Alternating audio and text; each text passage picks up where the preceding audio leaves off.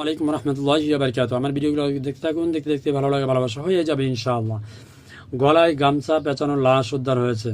রাজশাহী পুঠিয়া উপজেলায় গলায় গামছা পেঁচানো অবস্থায় এক ভ্যান চালকের লাশ পাওয়া গেছে। পুলিশ লাশটির উদ্ধার করে ময়নাতদন্তের জন্য রাজশাহী মেডিকেল কলেজ মর্গে পাঠিয়েছে। গতকাল সকালে উপজেলার কান্দা এলাকায় আর একটি কলা বাগানে তার লাশ পাওয়া যায়।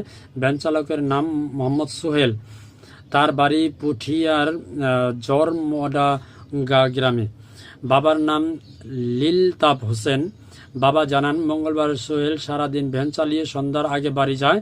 রাতে খাবার খেয়ে সন্ধ্যা 7:30টার দিকে বাজারে যায়।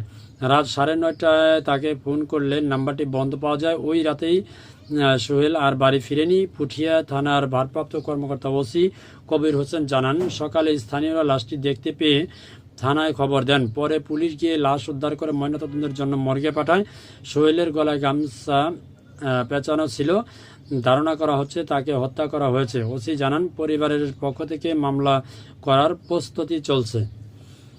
তো সাম্প্রতিক সময়ে দেশের পরিস্থিতি আসলে এরকম একটু খারাপই যাচ্ছে। যারা রাতে একা চলাফেরা করেন একটু সাবধানে চলাফেরা করবেন। ধন্যবাদ সবাইকে। আসসালামু আলাইকুম।